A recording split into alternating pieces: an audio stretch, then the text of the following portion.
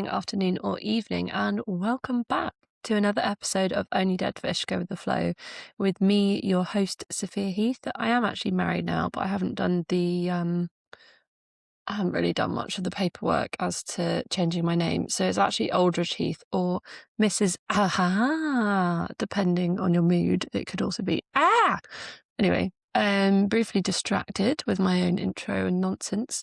Today's guest is Marina Logacheva, hand cyclist and wheelchair marketeer. She is sharing her story and insight into disability sport and how we can make it a lot more inclusive, specifically at a grassroots level in gyms and just sort of participation level. We will be covering how the education on disability awareness is lacking in personal training programs, as well as the perks of sponsoring disability sports with current research to back it all up, because I'm not just talking out my arse for the sake of it. Now, before we start, have you, yes, you listening, liked and subscribed? Because you are very important to me, especially when you like and subscribe. And I put this section in last time being like, you... and people did actually follow and liked and subscribe. So, yeah, I'm going to put it in again. Anyway, without further ado, welcome to your weekly reminder that only dead fish go with the flow. This week, the country mice have headed up from Wallingford, Oxfordshire into London to meet Marina Logacheva. Welcome to the podcast. Hello, hello. So, Marina, we were connected through Alex, or Wen, who's been on the pod previously, but you are a hand cyclist. So welcome to the podcast, but would you like to sort of name and explain hand cycling for anyone who's a bit clueless? Oh yeah, it's first of all, it's really fun, and I've been doing hand cycling for the last 3 years. And hand cycling is ultimately cycling with your hands. Simple. Simples. And I started hand cycling because I became disabled 5 years ago, and I'm a wheelchair user now. So obviously my legs can't cycle. So I was looking for a sport that I can do with my hands and something that is pretty fast and that could be also a competitive sport. And I was going through different options like racing chairs when people are on a wheelchair, but they are going really fast during the marathon, when they're swimming, for example. But I always loved triathlon before. So I wanted to try something that I could do when I travel abroad and explore different countries. And I thought, well, probably cycling, okay, hand cycling with my hands now, would be a better solution because, first of all, it's very interesting. You still have wheels. I personally have 3 wheels on my bike to the back. I was going to say, your bike is literally right behind me, and it is kind of like somebody has taken a road bike and almost put it upside down and added a wheel. Yeah, it's really fun. It's you're kind of laying on this bike. It's a competitive version of a hand cycle. It's called recumbent bike. You're laying as if with a little bit of an angle, like 45 degrees on your back, or even less. And we won't measure it. Yeah, well, I don't know. I'm just trying to imagine. And then there are 2 wheels at the back, and then with your hands, you pedal with both hands simultaneously. And you do like a circle, so you like a pedaling. So, and then there is 1 wheel at the front. And my bike is pretty sophisticated, but I would say it's it was 10,000 pounds. Yeah, it's really, all the hand cycles are quite expensive, but when you go into competitive division and you want a carbon bike, then it gets more and more expensive. So mine was 10,000, but I'm actually looking for a new bike now, and it's going to be, drum roll, 25,000 pounds.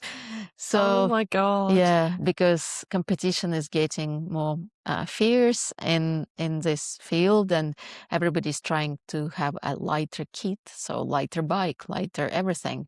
So having a full carbon bike with specific gear changes and all the other add-ons would cost about 25,000 pounds. Wow. If somebody's listening and they're like, oh, that is something I'd actually be really interested in, where event-wise are you competing at the moment? in UK, we have a couple of races which are called National Paracycling Series, and I think per year we have 5, and they go all around the country. And some of them are closer to London, some of them a bit closer to Wales. So they kind of like spread out. And it's a good opportunity to see how competitive setup looks like. But also there are, if you go on the British cycling website, there is a subsection called Limitless, and Limitless is a paracycling division of British cycling, and it has like a direction of limitless clubs where people can come and try hand cycling, because there are different paracycling, I would say, because it could be different divisions. Somebody could have for example, cerebral palsy, so they will be in a different bike division. They will need a different bike, for example, tricycle, where they sit it upright, and it's like a normal bike but with 2 wheels at the back, so with a little bit more stability.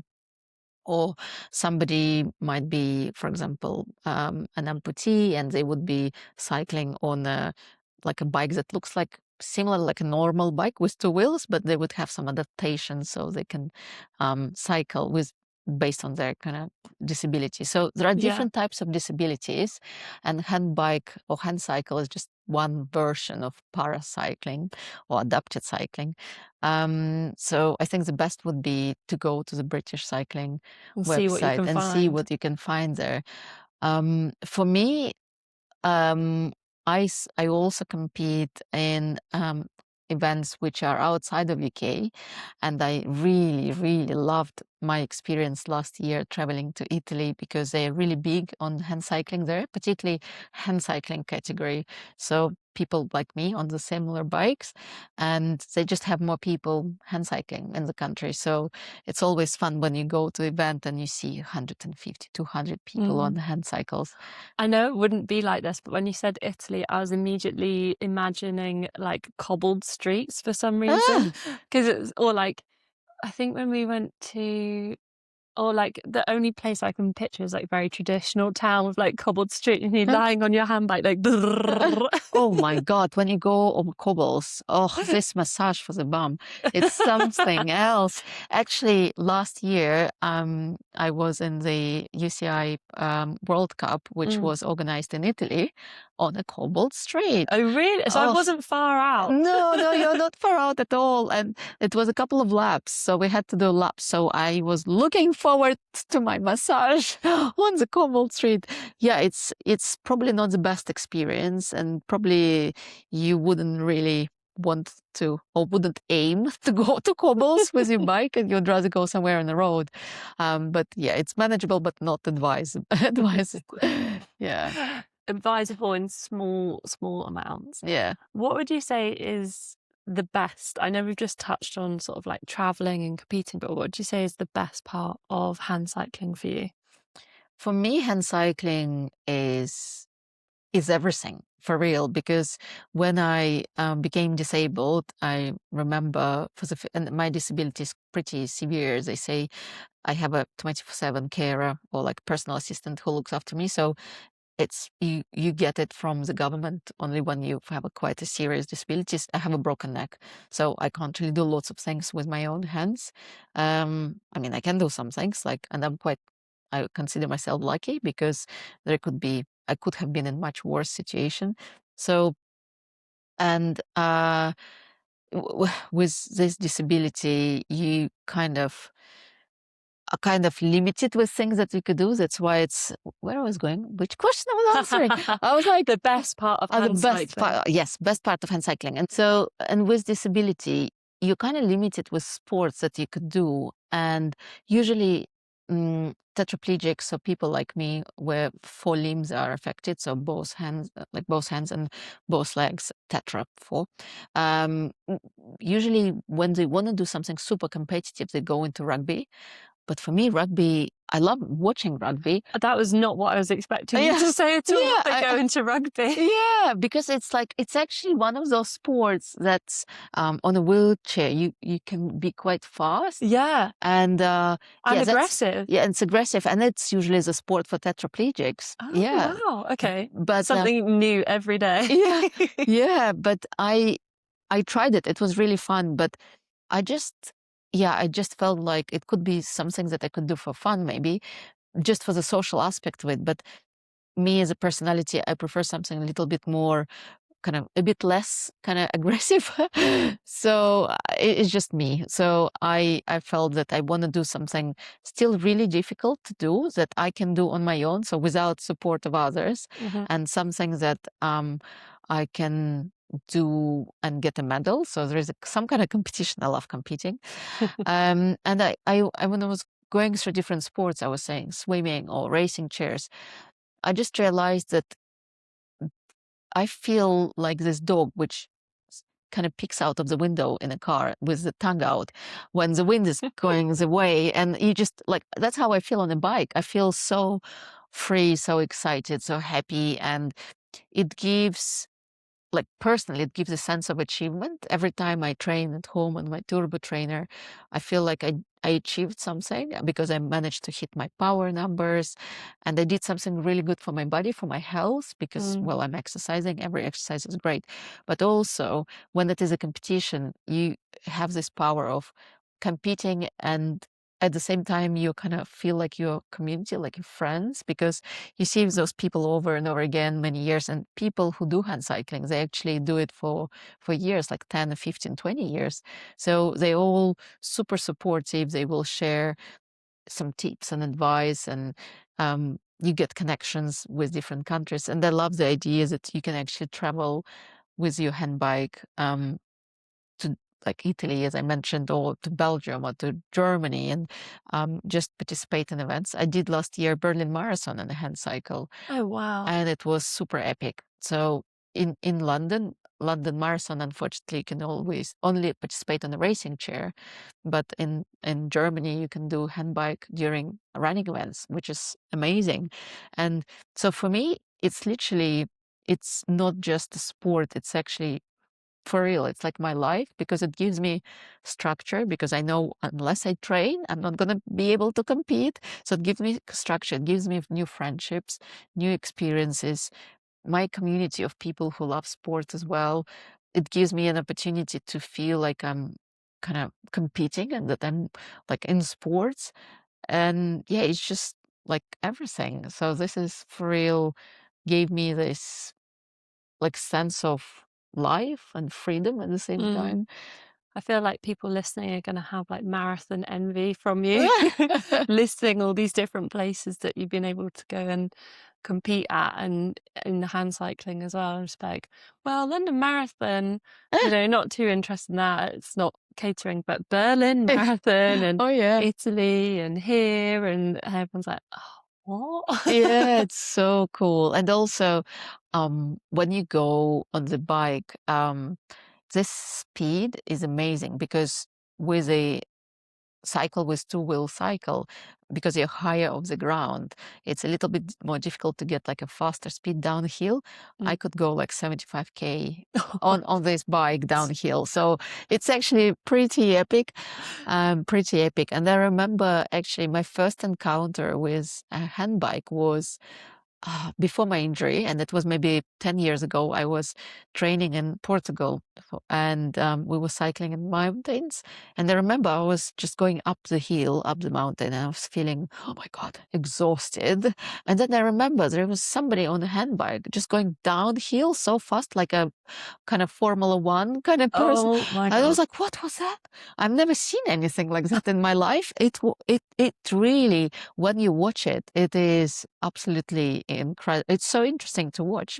That's the sort of thing I thought you were going to say, being like, oh yeah, my first interaction with hand cycling was someone nearly taking me out at like Yeah, full speed yeah, down the hill. yeah. God, it was. I still don't know who was that person, obviously, because they were going so fast. But yeah, that memory was and still stays with me because it looks really, really You're like, cool. now that is me. Yeah, it's like Watch out. I will be laughing at you all. What would you say is the worst part of hand cycling? because I'm really low on a bike, actually, you feel everything very close and personal. So if it's raining, the rain goes right in your eyes, and all the puddles, they are just splashing into your face, into your arms, into everything that you wear. And if it's a little bit of mud, you're going to be covered in mud all over by the time you finish your bike ride. So you kind of don't see much, and you're fully like dirty and everything. And actually, when there's not raining, but it's a little bit outside and a little bit kind of dusty and kind of quite warm, you get all this dust in your eyes as well. So, so it's kind of, I've tried so many glasses, cycling glasses You now. need glasses with like little windscreen wipers that on would the be front. so cool. So it's one of the things, but it's probably this part that actually it's quite bad and you don't enjoy it while you're doing it. But at the end, when you finish your ride, you proper looked like you worked out. You just like covered in mud, in wetness, in dust, in whatever it is, whatever it was on the ground, it's all on you, and you feel like, yeah, I've done it.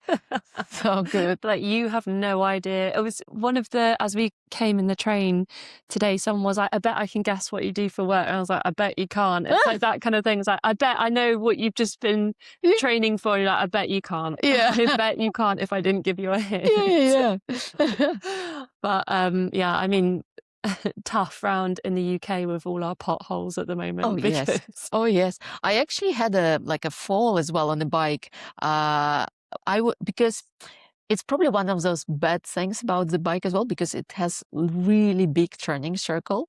So because it's wide, it's like about 2 meters long. The bike is quite, well, you're kind of lying on it, so it's 2 meters, dependent on your height. And when you turn, it's not as easy compared to like a bike with like just 2 wheels, which is shorter. So I was going down the hill, and I thought, well, I'm just going to go faster. Like I'm training, and that's just the turn. I can do it. It's easy. And I think I didn't like calculate properly my turning circle. So I had a proper like flip, and and when I cycle on a bike, I'm clipped on, like fully, my hands are clipped on, because that's the way how I can hold onto the bike.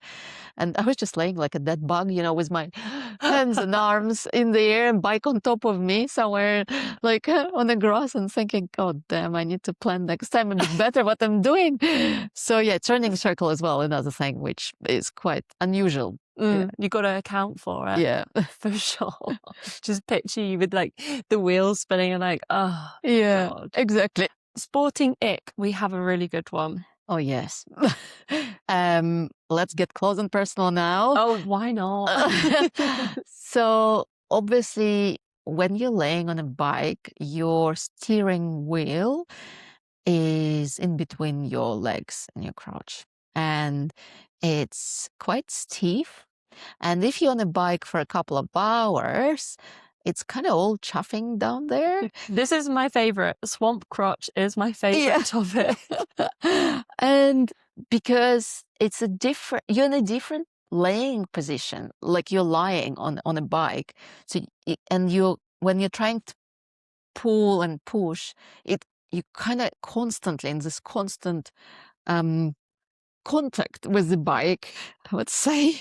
And then by the time when you finish, like it's all red down there. Oh yeah. So, and especially if you cycle for like 4 or 5 hours or 6 hours sometimes, it's probably not the best feeling. But luckily, that's where my disability helps, that I don't really feel down there. So it's good that I don't really know. It looks bad, but at least I don't feel it. So I kind of keep coming up with ideas how to put like some softer bits and bobs. So at the moment you've got a bit of like, that looks like a swimming woggle thing. Oh yes, is that what it's a swimming noodle. Oh, noodle. Is it a woggle or a noodle? Noodle, like those like long noodles ones that when you're swimming, you kind of use it to like hold on top of the water. Creativity is our everything. That's also so funny that you're like, I can't feel too much down there. So as long as I've got trousers on, it's not actually my problem. Yeah. It's like deny, deny, deny. Yeah, exactly. But when I go into the peak training season, I actually train every day, and yeah, I feel for me down Yeah, there. we'll all spare you a thought. Yeah, Swamp crotch knows no mercy. yeah, We'll find you exactly. in all sports. Yeah. Our main section of the podcast is dying on the hill. So what are we dying on the hill about this week, Marina? Well, it's probably similar week after week, and I feel that disability sports in general, and I'm not just talking hand cycling, I'm talking any disability sports, is a topic that is not discussed as much, and it gets a bit more attention during Paralympics, but then it kind of dives off a bit for 4 years afterwards. And I feel that every week every day I wake up and I feel like, okay, well, new day.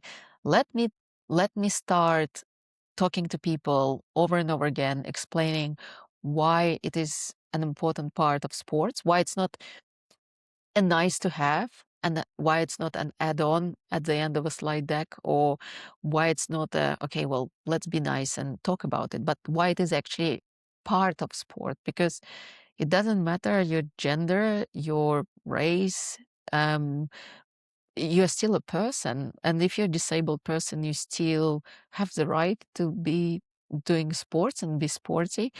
But for some reason, we talk a lot about, you know, emissions and CO2 and the importance of, pollution. But then we kind of talk so much about it that at the same time, we don't really talk about disability in general enough.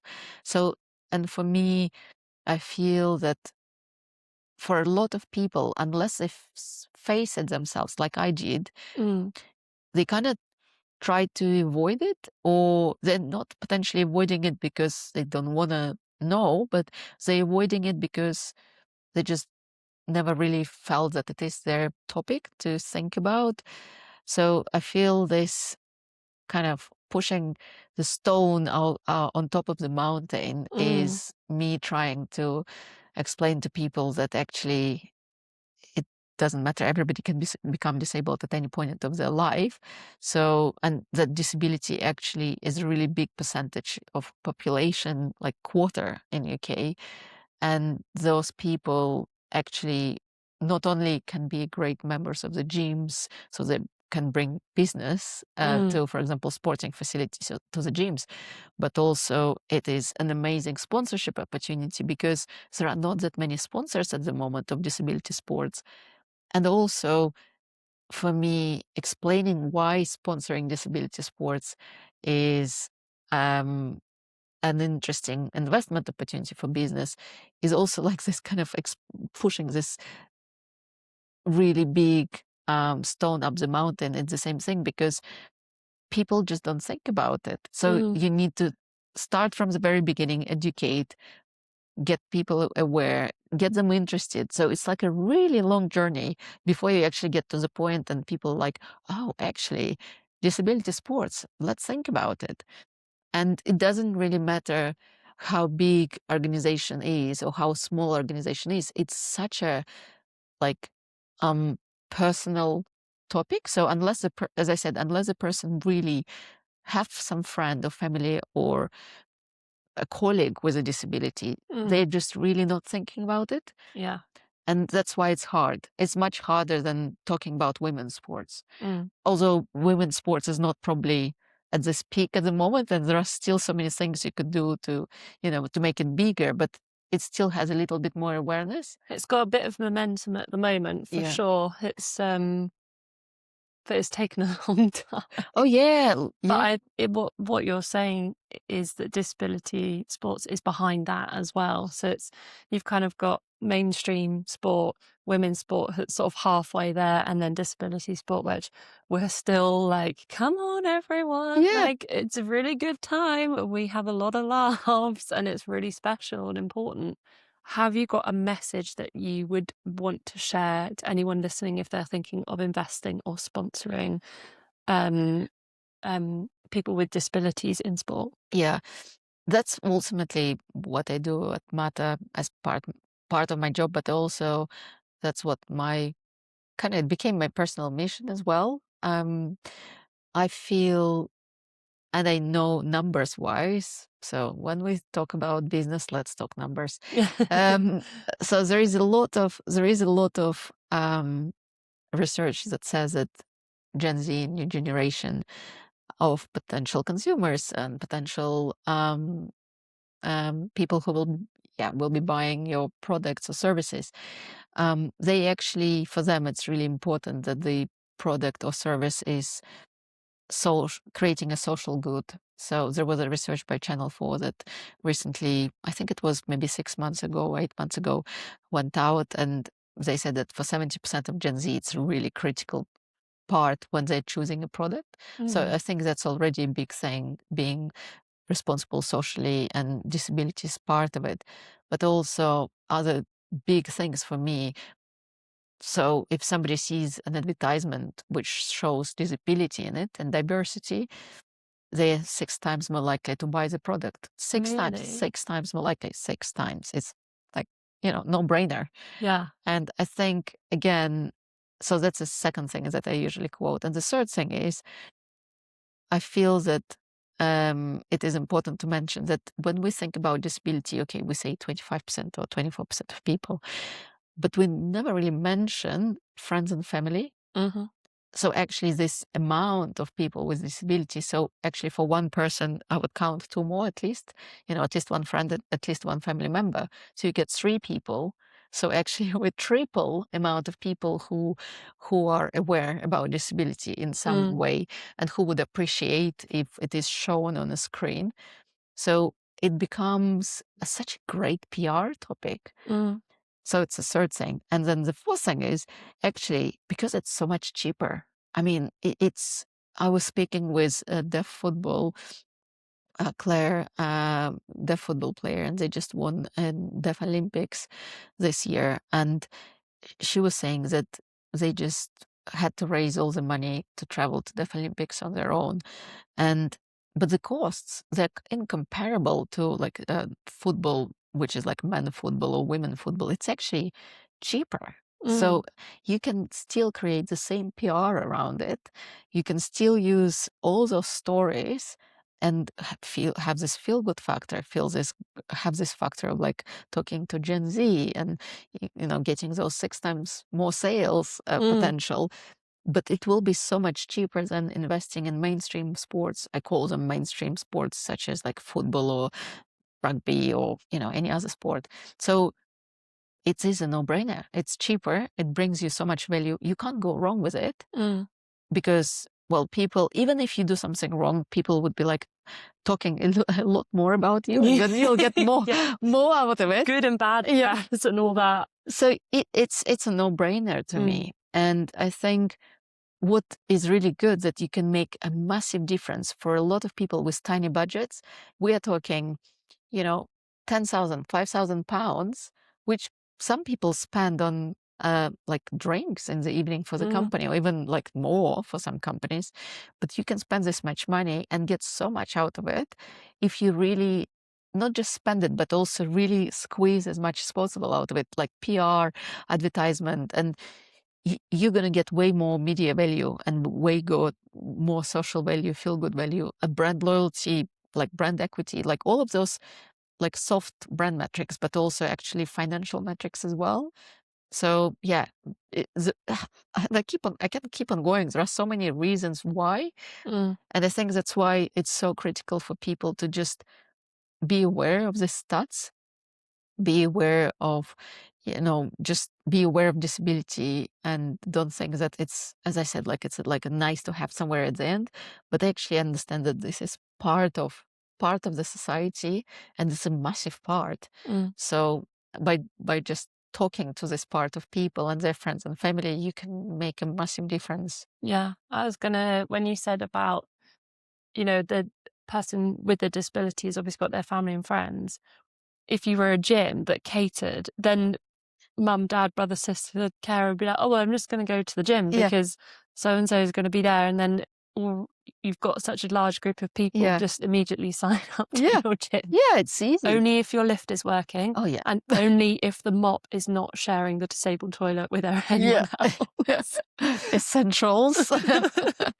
Like, it's so nice in the disabled room. We've got the essential oils of the mop and Dettol in the corner. Essential oils of the mop. Yeah. One of the things that I have got in my notes here is you did a Instagram post, which was sort of like, I guess, a 5-year anniversary post to your Yeah. injury, and you had a list of things that you'd learned or had realised, or I don't know if you can pick any of them off the top of your head on the Yeah. spot right Yeah, now. yeah. Well, I think for me, the main thing is that, like I always think back to the moment when I was in bed in the hospital, and at that time I didn't really know.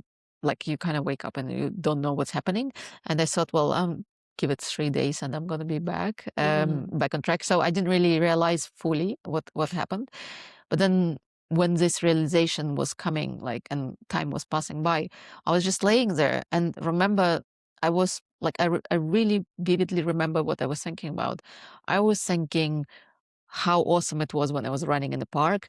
I was thinking how awesome it was when I was traveling with friends. I was thinking how awesome was it that I did the Ironman, that I actually did this because it was my dream. So Mm. I was remembering those moments that actually, made me happy, and remembering moments with friends, with family, with my sporting moments. I really, I really honestly don't remember any, like, sorry, my French, fuck ups at work, or like any like you know deadlines or projects that I didn't complete, because ultimately your work will continue without you anyway. It Mm. will, like, there will be somebody else who will come and do your job. But the thing is that you, at the end, when you are, like, I don't know, older, or when whatever happens accidentally, what you will remember is your life and like what you were doing with your life. And I think for me, those, like, collecting those moments Mm. however you can, and doing things that would actually, make you happy, and whatever it could be. Like anybody, like, maybe some people don't like sports, maybe they like watching movies, I don't know, so they can watch as many movies as they want or something. But like, collecting those moments, for me, that was the best thing that I realized. I want to continue collecting moments. And so all my kind of recovery after that, and my life right now is all about collecting moments and doing some weird stuff that I wouldn't probably try before. So I shared with you that I started doing a documentary about inclusive fitness. Who would tell me that, like, a couple of years ago, that I would be like thinking to be a director of the documentary? I would be like, what? You're like, I'm directing, starring, filming, Yeah. and it's in Australia as Yeah, well, it's isn't in it? So it's Australia. like not even in the UK. No. And you're like, past you's like, okay. Yeah, yeah. So we're really going all out on this. Yeah, all out. And also, it's, again, it sounds pretty cheesy, like, oh, like, just go for it. But for real, like, just go for it, because unless you try, you wouldn't know. Mm. And I feel like that's always when I start doing projects or start doing some work or something. I feel like, would I regret if I don't do it? Would I regret that I didn't start doing it? And if I would regret, then I would totally just do it anyway. And even if it's not perfect, if you start, and it's just like you'll figure out along the way. So I know it's actually not easy, and I can't say that anything that, like, right now is easy for anybody. But Mm. I feel like just trying at the kind of MVP, minimal viable product, like just trying at the most, like, easiest way to execute whatever you want to do, is already like a moment that you would remember, and you would feel like, well, yeah, I did this. That was Mm. good. I think when I started this podcast, I like to write a note to myself at the top of, like, every week in my diary. And I think one of the notes when I started this was a phrase that I'd seen online, and it was start small or don't start at all. And it was like, just do a little bit and see what happens, and Yeah. see what becomes of it. talking about your projects and your hill to die on and what you're advocating for. And talk me through, what it is actually like for someone who has a disability to get to the gym, whether or not it's going to cater for someone. Like, what is that experience like? Yeah, for me, it was not the smoothest journey, and I think I'm not alone in this. At least that's what I've heard from other people. So at the moment when you are training to become a personal trainer, you don't have an essential module which would make you, which will require you to learn about disability. So this module exists and in a curriculum, but it is not mandatory. It's an optional module. An optional extra. Yeah, like an extra. So some people take it, but not many. And it's the same across the world. So the same in UK, the same in Australia, the same in US. It's just not mandatory module. And when you are learning about various muscles, and you usually have like a case study at the end of each module, and um, but there are no case studies about disability there. So you're kind of ultimately learning about helping people, Mm. but you're not learning that there are different types and varieties of bodies, such as disabled people. So what it leads to the situation when PTs go out to the wild and become trainers in the gyms, and they're just not really prepared to see people with disabilities. That's one side. And then the other side is when you kind of join the gym as like a receptionist or yeah, any staff member. Again, you don't get a training on disability. It's just not like you don't get a training on disability when you join any company, right? You just start and like Mm. a work. And what it leads to the situation which happened with me, that first of all, when after becoming disabled, I went back to the gym and I wanted to, to train, but I was feeling really self-conscious because my body changed after being an Ironman. Like in September, then I became disabled in December. So like literally I was at my peak. And then I went to the gym like later and I don't have my core, so I have a belly now.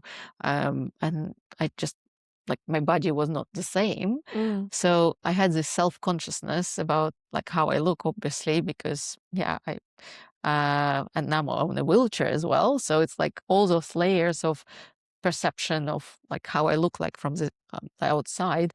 And then you enter the gym, and then there was a step in my gym, so I couldn't really enter without help. That was one thing. I'm like, okay, well, let's overcome this. But then, like, disabled people are not really common in gyms. So, of course, some people go, but like, it's not really a standard, Mm. I would say. And yeah, like I just felt a little bit invisible first as well, because people would think like, oh, what's she doing here? Like I literally, like I kind of felt it, and like emotionally, it was a bit not nice.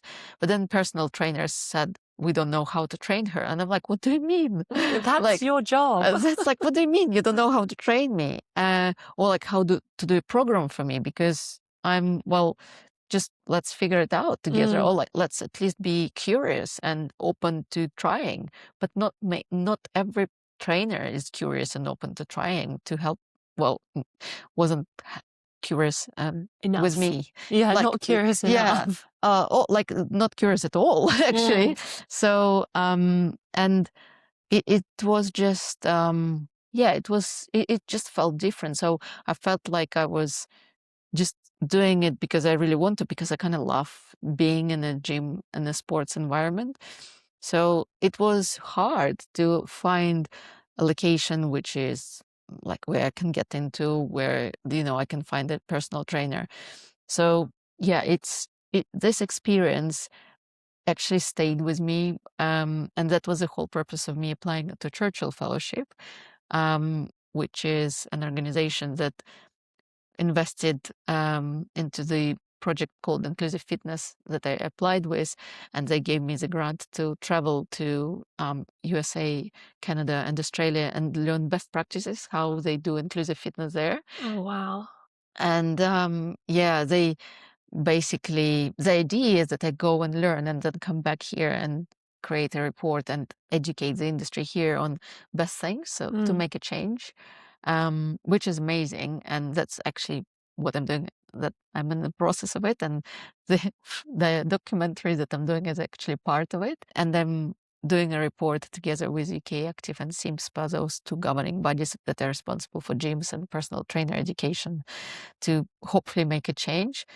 Because yeah, it's just, I just want it that, any person with disability, wherever they're based in UK, they can just go on Google, check what gyms are around, and check, okay, go on the gym website page, go to accessibility page, read, okay, like we have like accessible entrance, we have this type of machines, like join us. Is the lift And working? is the lift working? Because Because it that doesn't. I find in most buildings, that is a big, Uh, what is a and that if is a there is a big toilet, fumble if it's not yeah, working. I talk a lot about lifts and toilets. Like Mm, toilets and actually maybe toilets first, lifts second, because yeah, toilet is a thing. Because yeah, sometimes it's just too small, sometimes it's dirty, or sometimes they just put some, equipment there and treat it as a storage room because mm, there are not that many people using it anyway.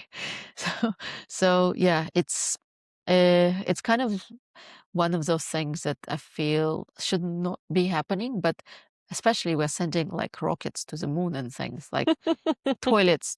Like toilets should not be in question, but they are, and I think uh, it's actually, it's not good, but also it's a bit exciting that I feel that if more people know and are aware of this situation, then more people can make a change.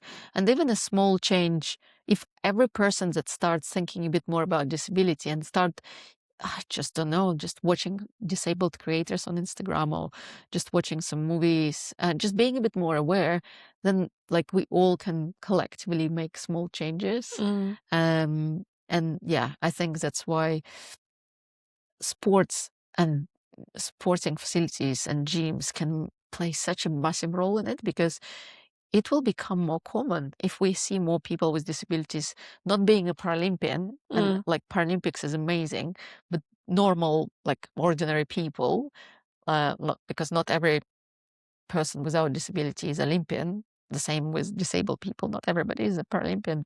So if there is more normality in sports and disability, then it will become more normal for society as well. mm.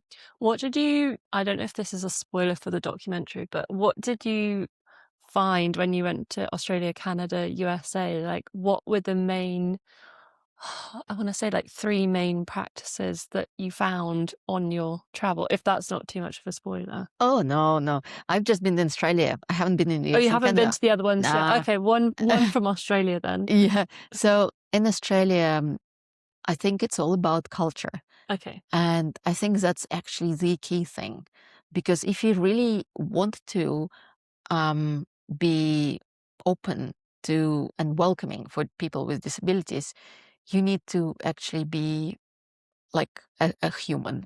And it's, again, it sounds cheesy, and Mm, it's actually not that difficult. We're not talking investments or money or like actual physical change, but actually being human and understanding, okay, different people, different disabilities, what can we do to accommodate people? If we can't do fully for 100% right now, what can we do to start?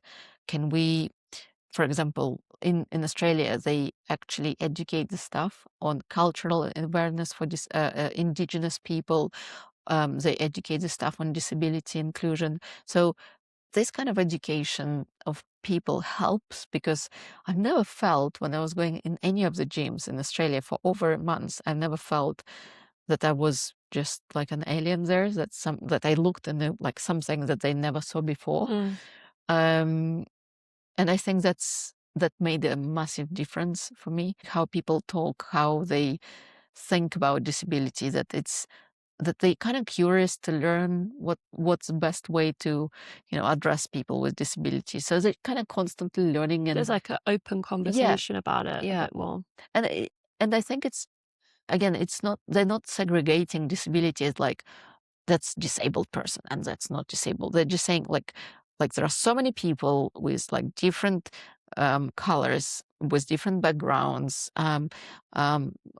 like those who are gay, not gay, like transgender, like women, men, black people, like disabled people. So it's like they're literally talking people and society and how we can be welcoming for everybody.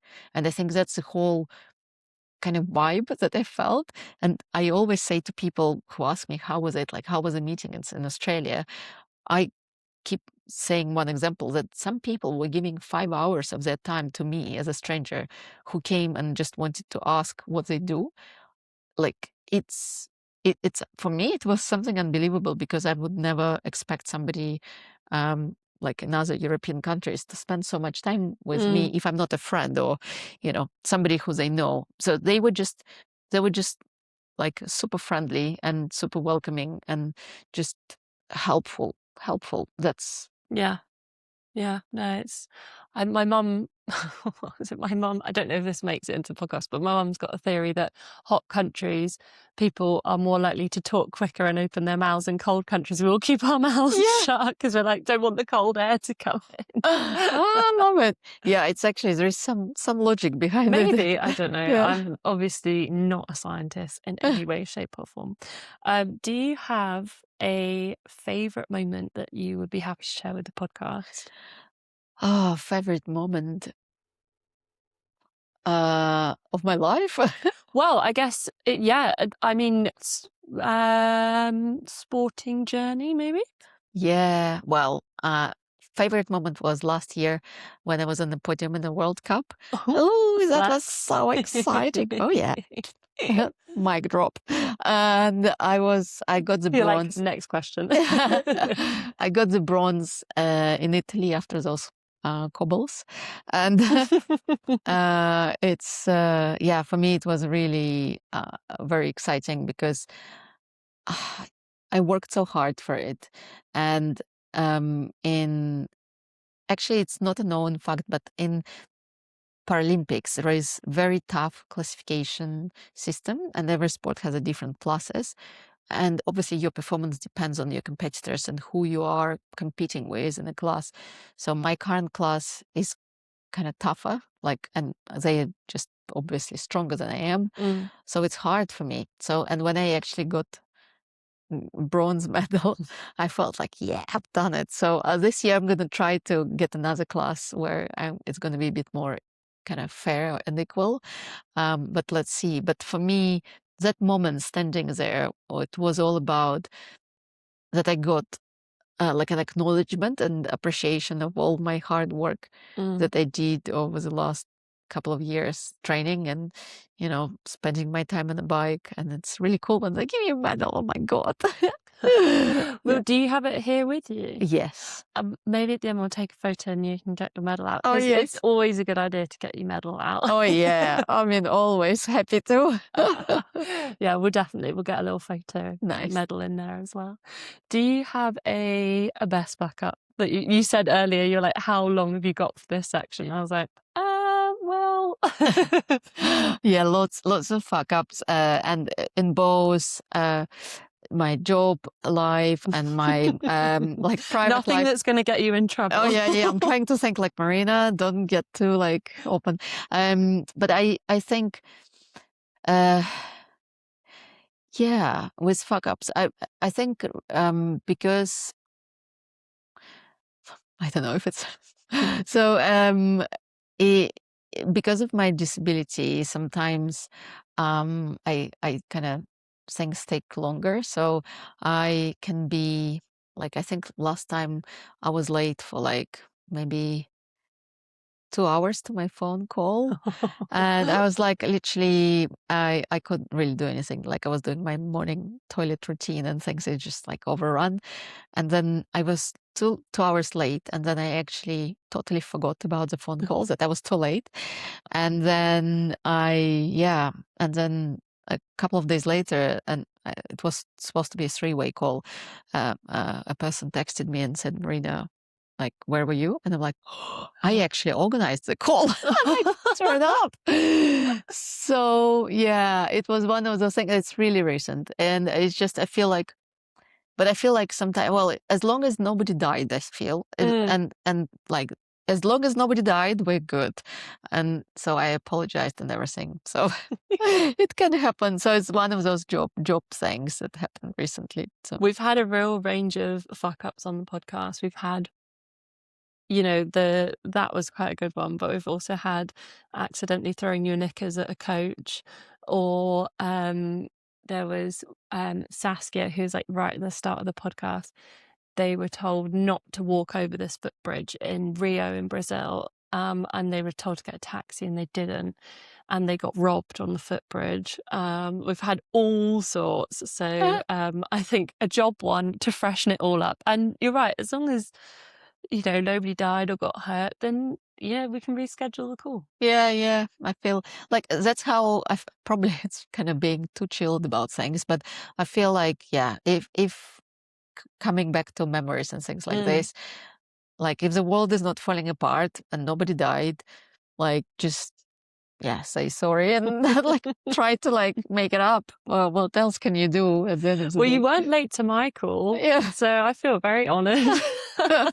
And also, I'm also late to pretty much everything, and not today. So I'm waiting for something to go. Like on time. I know. I'm waiting for something to go wrong. It's because Alex is with me today, so everything will be running exactly to time. But normally, I'm running about 3 to 7 minutes late, I would say. 3 to 7 minutes. Oh, you're so on time. It's like rookie numbers.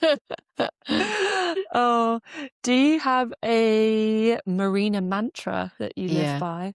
Yeah, actually, my mantra has been the same for like 20 years.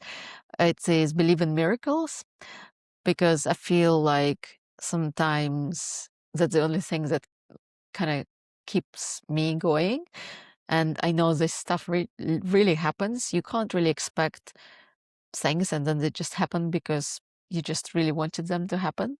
So you get connected to like nice people. You get your dream things come true. So just believing in miracles for me is one of those phrases that just keeps me going, and I love it. That's my mantra. I've got like the B-Tech version, which is being delulu or being delusional. I will this into fruition, whatever it is. Just keep being delulu. Yeah. But yeah, believing in miracles is a lot prettier.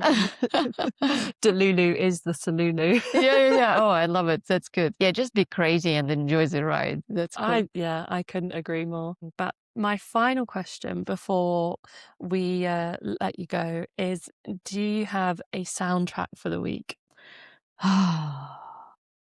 I shared that usually Yeah, you Alexa, can tell this story. Oh my God, Alexa, because when I cycle, I usually try to cycle with music, and I try to talk to Alexa that she plays some energizing music, but she just keeps like on her own journey of choosing and sharing some music that she really feels like.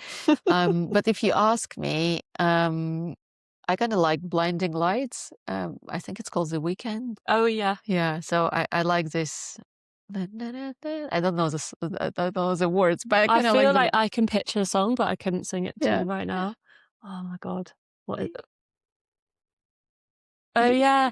Yeah, it was like the TikTok dance, wasn't it? And everyone was like, oh, I feel like there's definitely a video on like my TikTok account. Maybe I'll put it in with the Instagram. Yeah.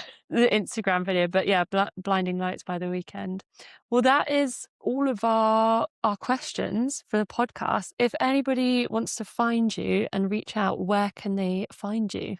Oh, I am everywhere. On LinkedIn, on Instagram, please reach out. And I started the website disabilityinsport.com, but I didn't update it for a while. So it's probably easier on LinkedIn or Instagram.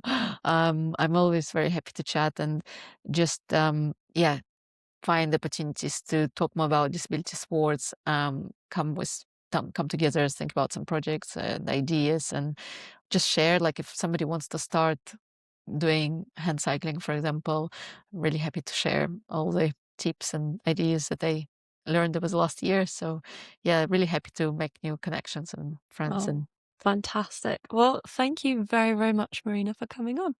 thank you, guys. Thank you for listening to this episode with Marina. She was an absolute joy, and it was a really fun trip out to London, which was actually all paid for by the podcast. If you do fancy supporting the podcast, you can purchase one of our podcast t-shirts. The Tin Fish t-shirt is a bestseller on our website, which is linked in all of the bios. So anyway, you're listening to this, and also on our Instagram account, Only Dead Fish Podcast. Chat next week. Bye-bye.